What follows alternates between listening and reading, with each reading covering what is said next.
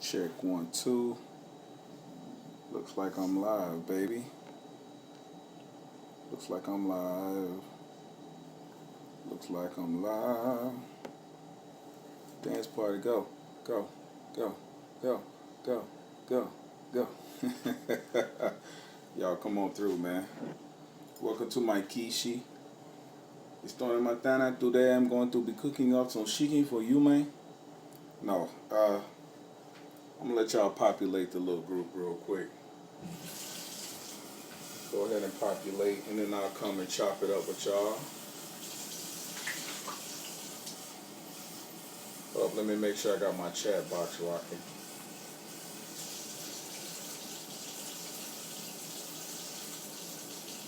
Chat box rocking. And you don't stop. And you don't quit. Yeet, yeet. Holler, holler. Holler for $1. Good morning. Y'all know what it is. It's Mr. Cafe Con Leche. 100%. Come through. Alright, so yesterday, I had some trouble with my live feed. And, I uploaded the joint. Oh, that's really cool right there. I uploaded the joint, but then I was having trouble with the back end. Like YouTube posted my video, but it wasn't posted. It was weird. Like it worked, but it didn't work.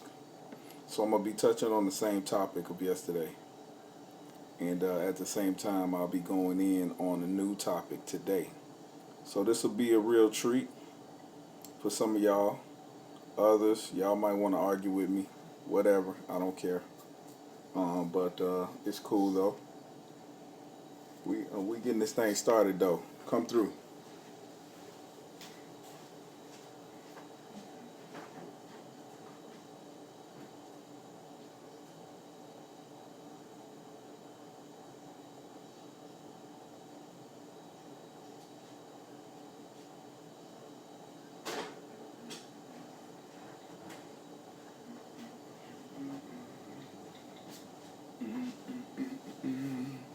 Alright, so we're going in on Beatmakers versus producers. And so a lot of y'all don't really care, about, labels. For me, I think labels are important. And labels are important in certain instances. Not always, you know what I'm saying? But when it comes to production and making beats and whatnot, a lot of people think that only the elite deserve the producer label. And so a lot of the elite producers feel as if, hey, you're not really a producer. You're just making beats. So you're nothing but a lowly beat maker. You know what I'm saying? And so what entails whether you're a producer or a beat maker? That's the question. And so the reason why I put producers versus beat makers in the title, one is somewhat of a clickbait. Like, I'm not a clickbait fan, but I did want to kind of put something up there that was eye candy. And then at the same time, I want to pose a question. What's the difference in between a beat maker and a producer? You know what I'm saying? What is the difference between a beat maker and a producer? And so, in my opinion, nobody asked me my opinion, but I'm going to give it to you anyway. In my opinion, a producer is a person who can do all aspects of the music industry. When I think of producer, I think of like a Quincy Jones. You know what I'm saying? I think of a Timberland. I think of a there's quite a few.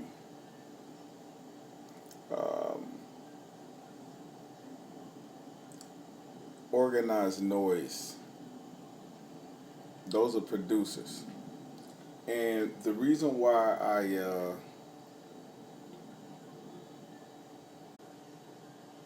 categorize these people as producers is because not only do they, I'm going through the filters as I talk, not only do they make the beat, but they can also write the lyrics.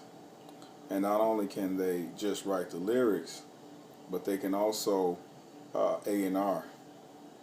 And not only do they A&R, but they can basically do everything from book shows to do press releases to negotiate with labels and all across the board. Whether it's writing lyrics to sitting down and making a composition. You know what I'm saying? I mean, no music theory and actually writing out a score, a musical score. And so when you're talking about production, you're talking about being a producer, we're talking about really going in on a composition, whether we're talking about a film score or a TV show score or just a 3-minute song on the radio. A producer can go from point A all the way to point Z and do everything that it needs to put that production out. Beat makers, on the other hand, in my opinion, you know what I'm saying? Thanks for the thumbs up. Let me go into the chat. Is the chat on? I think I may have turned the chat off. A beat maker, on the other hand, and if you haven't subscribed to the channel already, subscribe. I am one away from 1,700, and so I'm really proud of that. But thank you guys. A beat maker is somebody who, okay, yo, apologies. That's what happens when you're going live and somebody calls you. You're going live from your iPhone. Anyways, so a beat maker, in my opinion, is no less or greater than a producer. I think that beat makers are needed. Beat makers are definitely important. And without beat makers, a lot of producers would be bogged down with the, what's the word I'm looking for? The creation process, when producers are needed in more areas than just making the beat. So the beat maker is just as important as the producer, in my opinion. But the producer can be the beat maker. The beat maker is not always necessarily the producer. And some people might argue with me on that. Let me give y'all a quick shout in the chat real quick. So beat maker is not always the producer, but the beat maker is a key component. You dig what I'm saying? Oh, somebody just shouted me out. The beat maker is a key component, and so the beat maker should never be downplayed. And that's one thing that I see, like a lot of people downplay the beat maker. And beat makers don't necessarily have to conform. They don't necessarily have to be producers. And I think that the producer money is a lot better than the beat maker money, but it just depends on how you work your angle. Okay, so now let me go in on the beat maker. Beat maker is your average everyday cat. Or female sister, you know what I'm saying? Not to downplay the female beat makers out there. The beat maker is a person who says, hey, you know what, I'm gonna invest in myself. I'm gonna take some time out and I'm gonna put some money into my craft. And they go and they put some money into a DAW, laptop, whatever, hardware device like a Roland MV or a nowadays an iPad. But they invest in the DAW, Fruity Loops. You dig what I'm saying? And then they go into the lab and then they start crafting up. You know what I'm saying? They start cooking up. And of course, a lot of you guys already know that. But they start cooking up their beats, man, and then they find their local area rappers, and then they get down with them. It's not the case. Nowadays, we got Twitter. And so, you know, in a lot of cases, beat makers can shoot a tweet of a SoundCloud joint and freaking, you know, get known like that. And so there's a lot of opportunities that beat makers have. One piece of gear right now that's getting like back hot again is the Roland 505, the 404, the 202, 303. A lot of them analog, a joint with like those lo-fi effects are getting hot again. And you know, beat makers are techs, really. Like, they're geeks, they're nerds. Beat makers we like to read, and you know, I like to consider myself a beat maker and a producer. One thing that the beat maker falls short of the producer though is he does an A&R.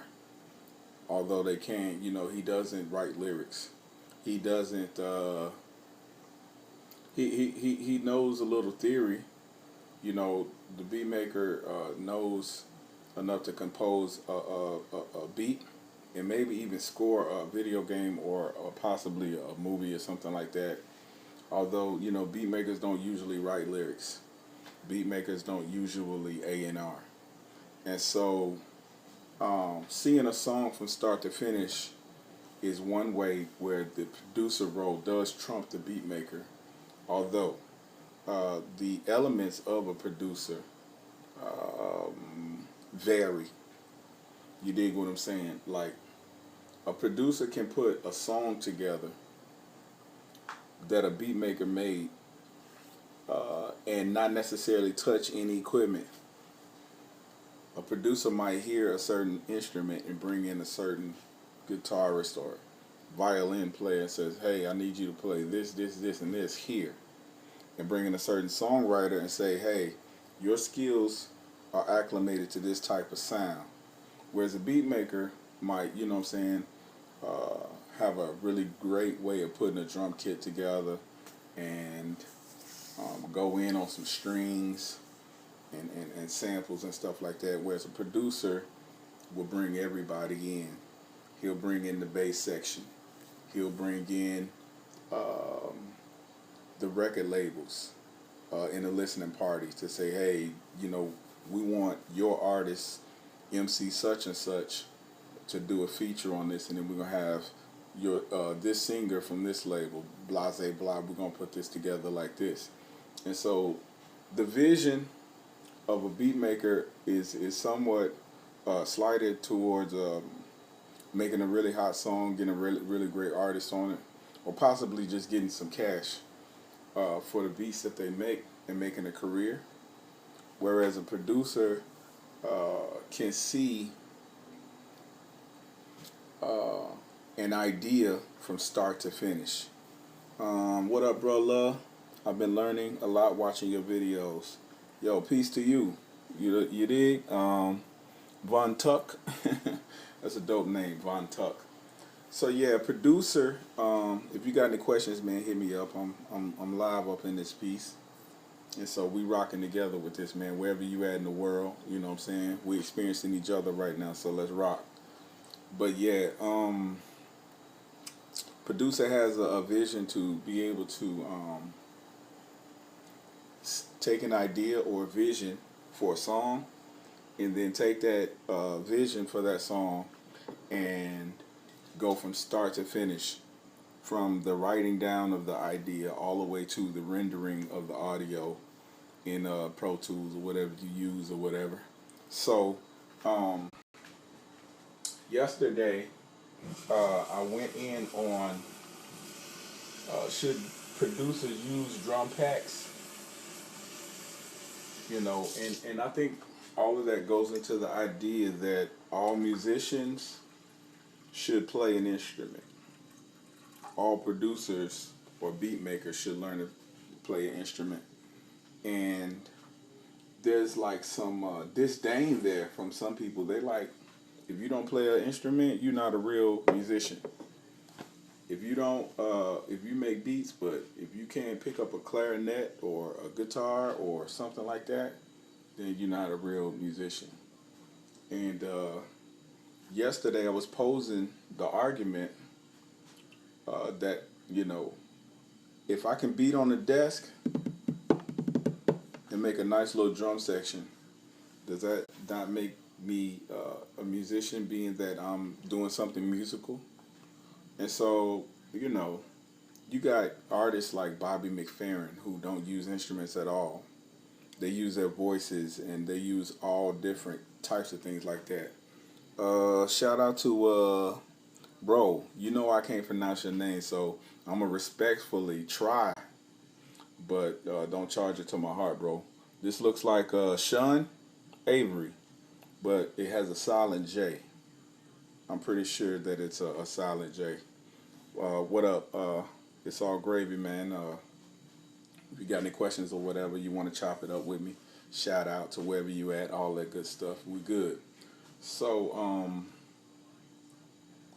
so should producers use drum packs, VSTs, digital equipment, or should it just be analog? Should producers, beat makers learn or know an instrument? You know, should a beat maker be able to sit down and scale on a piano, you know, or guitar? Is that important? For me personally, I think that it is important. It's very important for a musician to be able to play a musical instrument, although with the times and the way that things are changing and progressing and things like that, you don't necessarily have to. There are apps, even the GarageBand app on my iPad. You don't have to know how to play. You just need to basically know how to put a melody together. And so, looking at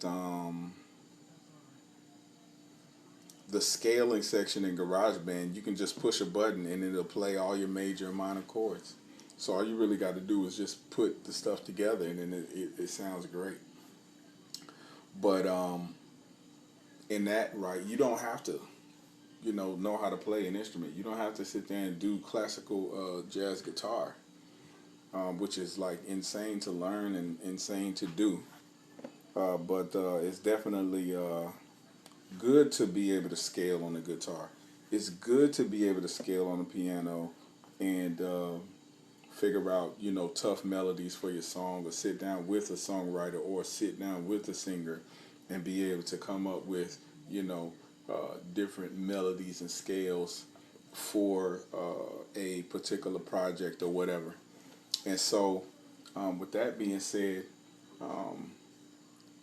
does that take away from producers or beat makers who do use VSTs and who do use drum packs. And I would say, you know, by all means, nah. Um, it takes a certain amount of skill, and this is my opinion. Nobody asked me, but I'm gonna give it to you anyway. It takes a certain amount of skill to be able to take a melody of a piano on a sample inside of a sample pack, rework it, chop it up, scale it up, scale it down, um, take a certain section and put it in the right place, filter it, pitch it up, pitch it down, elongate it, stretch it out, truncate it, um, change the BPM, and all of that stuff. That takes skill, that takes musicianship, and I would say that, you know, that particular skill is really overlooked by musicians, and not all musicians have that beat maker producer skill. And so, in the token that a musician would look at a beat maker producer and say, hey, you're not a real musician, a beat maker producer could look at a musician and say, well, in the same way that you learn theory, I would challenge you to sit down and learn how to engineer. And that kind of delves into, you know, who's an engineer, what consists of an engineer, and that may be a whole nother topic. But what I'm saying is that being a musician sometimes is just opening up your mouth and allowing notes to come out. You're the instrument. Even though you don't necessarily play instruments, an instrument can be a desk in a school. An instrument can be your laptop or a iPad or iPhone. An instrument can be pencils on a table. And musicianship may not necessarily be traditional in that a person has not sat down in a classroom with an instructor and learned what a 64th triplet note is. It may not be a person who has traveled abroad and went to Greece and studied ancient hits of the 1800s. That may not always be the case. At the same time,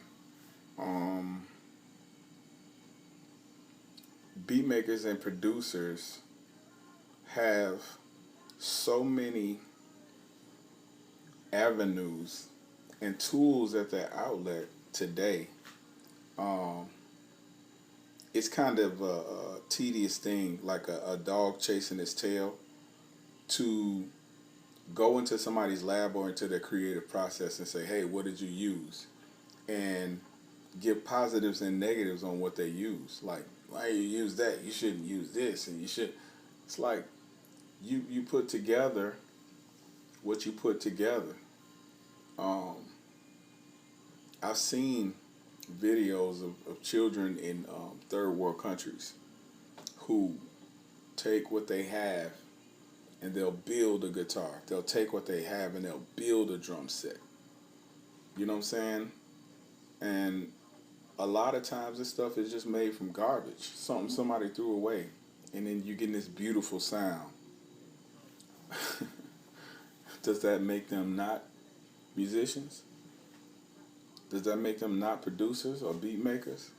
You know, it's all inclusive, man, and I don't want to water down the educational part of what it is to be a producer or engineer either, or a musician, because there are certain avenues that you need to take to be dope, to be successful, to be ill. Just like, you know, it takes practice to be an ill MC and freestyling. You know, to be a dope musician, producer, or beat maker, you have to sit down and you got to dedicate that time to learn the craft. You're not just gonna be dope overnight. You know what I'm saying? Or in a week, and sometimes even in a year. You got to sit there and you got to learn. You got to get up under somebody who knows what they're doing. And so all tools are pliable. Converse, the people who make the shoe, Chuck Taylor's. Um, Converse dropped an app. It's a Converse All Star app, and they have a server that's dedicated totally to sounds. They did it in conjunction with this other company. I can't remember what the name of the other company is. Sorry, but I'll post it in the comment section, a link. But you download this app, and you have like this open source studio where people come in to use for free. But a part of the people using the studio for free is that their sessions and the sounds that they make and create and use in the studio will be available to the public. And so you have this awesome tool where you just open up this Converse app and you can get a live bass or a live synthesizer or a live. You see my hand making the motions like I'm making a beat right now. This is an air beat. You can get live vocals and then just drop them into your track straight there from the app, or you can track it in. And so, you know, do you negate that tool? Nah, you don't negate that tool. Do you go in there and say, hey, this needs to be taken out because it's made by Converse and Converse only makes shoes? They're not. This is not. It's not. It's not. It ain't hip hop, or some blanket crap to excuse or allow. Um, I think a lot of it might be quality control. You know, the way that things are going though, future wise, future speak, um, quality control for music is becoming too political. Or it probably has already been political and people recognize it, but it's like I don't need your policing of my music. You know, being that you know you have artists that have their own cult followings on SoundCloud, and they may have a whole different audience on YouTube, and they may have a whole other audience. They may have an audience that follows them on all these social networks. They might just have an Apple Music audience or just a Spotify audience. Your opinion and your policing the music doesn't matter anymore. You saying that a person is not a real producer or real musician or real artist, they can't sing, you can't sing, that means nothing anymore. Um, you telling me that, I can't sing, but then I have, 3,000 downloads this week or within the last hour doesn't it doesn't matter anymore, you know. Um, and I think that it matters if a person is trying to take a certain avenue. If you go into a record label, and they can change your whole situation within one signature, and they tell you, hey, you know, this is what's expected. Then okay, you got to conform to that. You know what I'm saying? If that's what you want to do. Those politics come into play. That musical policing comes into play. That image comes into play. Although, the way that things are now, policing artists and policing people for their the tools that they use to make music and all of that, that's dead. You know what I'm saying? That's dead.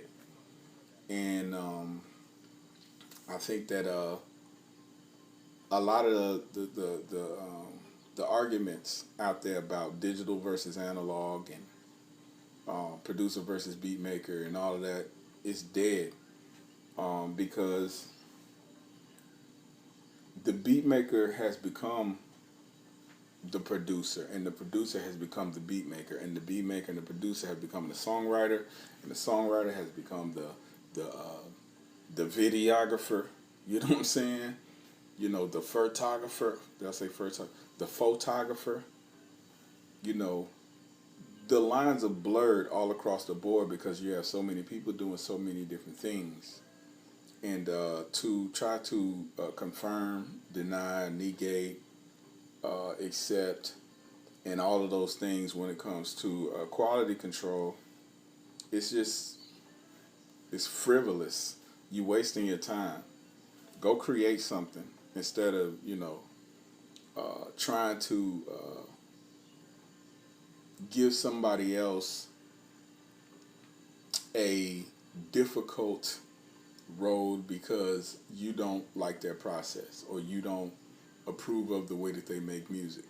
Once them fans hear that music and then they get popping or they start turning up, they get lit, that's all that matters. You know what I'm saying? That's all that matters. And so that's that's my young chat for this morning, man. I want to shout out again to everybody that came through the chat. Um, if you haven't subscribed already, go ahead and subscribe to the channel. Um, Hopefully by the end of this, I'll have my 1,700 subs. Uh, Go into the not the comment section. Go into the description of this video. I have sample packs available that you guys can buy.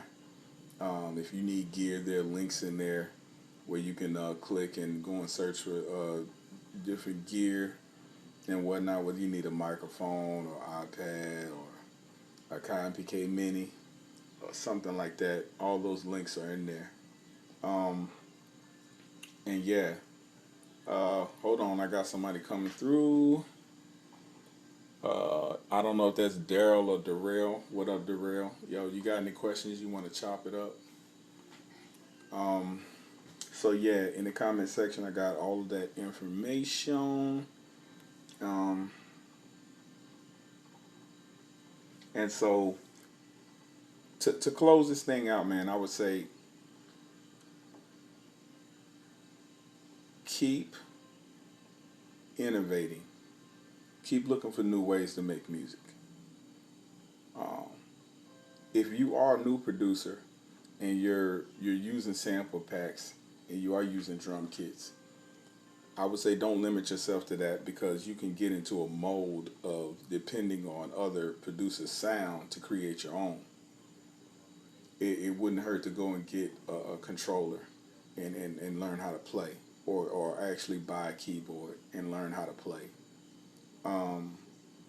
It's good to be able to craft music from nothing. That's one positive parts. It's one of the positive things about being a creator is that you can create. I don't like that word creative. Creative is a descriptive word. Creator. It's like God is the creator. We're baby creators. But that's one of the positive things of being a creator. Being able to take nothing and making something. You come up with an idea in your head, it's like boom. So it's nothing wrong with picking up an instrument to add to your drum kits, to add to your VSTs, to add to your engineer skills. And it's what works. It's what works. If you're a person who does know music theory, it won't hurt to, you know, try out a couple sample packs and, you know, see, hey, you know, this is what it is, you know. And it's not a bogus thing, you know, to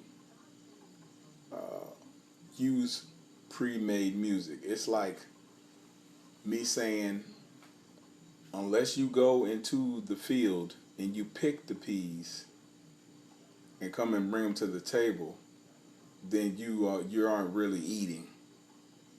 If you go to the store and you buy fresh frozen and somebody else put it in a can or put it frozen and put it in a bag, like it's good nutrition either way. And so you know, to my musical theory people, you know, hey, it's dope that you took the time out to sacrifice. Um, at the end of the day, it's what works because some in a lot of cases, somebody may learn theory and play trumpet or play a horn or something like that and get no work, and then you got somebody rocking sample packs. You know what I'm saying? Signed to a label, getting them checks. But that's a whole nother conversation. Don't stop innovating and create new ways to get your music out there. Don't stop. Don't be discouraged by people who tell you that your way is wrong, because their way just might be wrong. And sometimes learning things the wrong way creates a raw new edge and a raw sound. And I'm not saying purposefully go out there and learn things the wrong way. What I'm saying is, if you don't have a conventional music education like me, that could be your angle in a lot of cases. You might not have money to go to spend 64 upwards of $100,000 to get a formal education at like a Columbia University. But you got you got that money. You scraped that money up to get YouTube. To get Fruity Loops Studio, FL Studio, and you sitting there like, I don't know what to do. That might be your edge because you don't have any boundaries. A lot of times, music theory gives you the restrictions, and learning from a uninhibited place causes you to push the boundaries, and that's what's dope. That's what's dope. That's definitely dope. So keep pushing those boundaries. Keep coming up with new media, new ways. Sample packs didn't exist. I would say 10, 15, 20 years ago. It's kind of like the cheat code, I guess. But it's a new form of media that is available for musicians now and beat makers. And I would love to see what cats come up with 20 more years from now. Hopefully I won't be dead.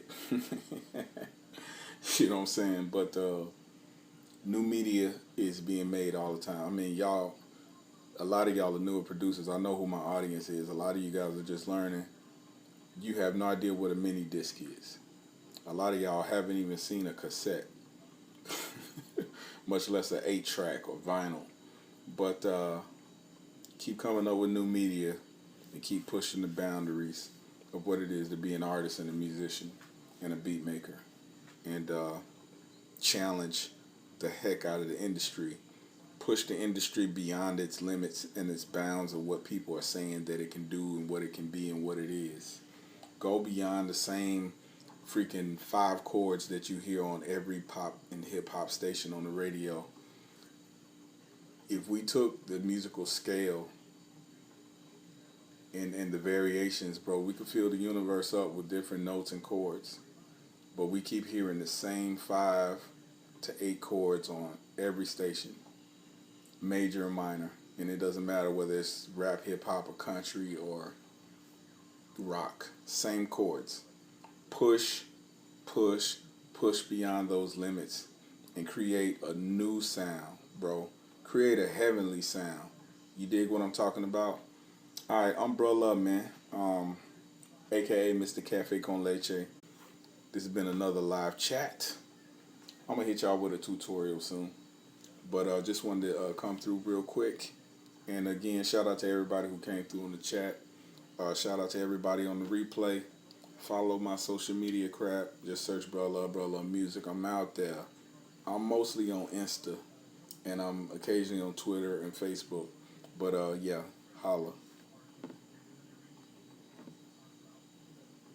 Chill.